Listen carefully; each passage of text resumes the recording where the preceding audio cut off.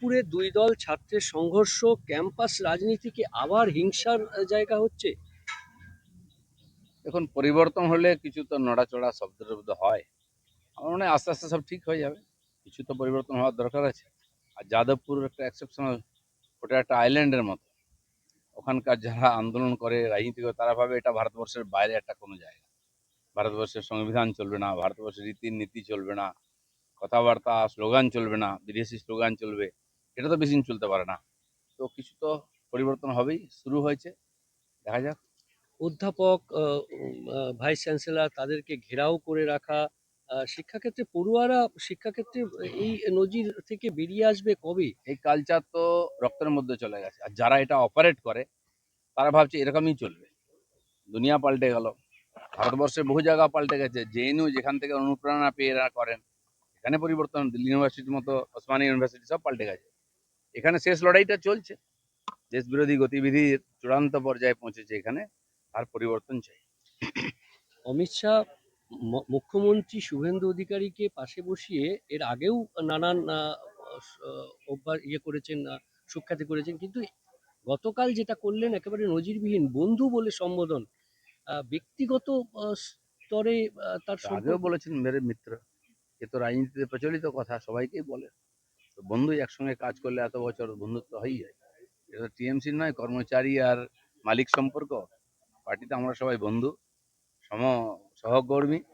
Party যাকে যে নেতৃত্বে বসিয়েছে সে দায়িত্ব পালন করছে। বাকি তো একটা পরিবারের মতো আমরা সবাই। দাদা, শওকত মোল্লার বিরুদ্ধে এবার ইউপিএ ধারা লাগু হচ্ছে। এনআইএ বিশেষ আদালতে সেই আবেদনও করেছে এনআইএ। অবশ্যই লাগু হওয়া উচিত। যেভাবে তার নেতৃত্বে মাননীয় নাড্ডাজির উপর অ্যাটাক হয়েছিল গুয়াহাটিতে, সে ইতিহাস, সে ভিডিও আপনাদের কাছে আছে। পরিকল্পিতভাবে হাজার লোক নিয়ে ঘিরে একজন এমপি, যিনি একটা বিশ্বের সবচেয়ে বড় রাজনৈতিক পার্টির যে প্রধান, তার উপরে জীবনঘাতী আক্রমণ করছে। নিশ্চয়ই তো কিছু ব্যাপার আছে, সবকিছু তদন্ত হওয়া উচিত। দাদা, গেরুয়া উত্তরীয় পরে কুণাল ঘোষ বিধানসভায় ঘুরে বেড়াচ্ছে, তাহলে কি কুণাল ঘোষও পাবে? প্র্যাকটিস করছেন বোধহয়, জানি না কেমন লাগে। গেরুয়া নীল লাল সবুজ হয়ে গেছে, গেরুয়াটা দেখা যাক কিরকম হয়। অভিষেক বন্দ্যোপাধ্যায় আরও একটি মামলায় রক্ষা কবচ পেলেন। 16টি মামলার মধ্যে প্রায় 8টি মামলায় তিনি রক্ষা কবচ পেলেন। রক্ষা কবচ একটা জিনিস, আর সেখান থেকে মুক্ত হয়ে যাওয়া আলাদা জিনিস।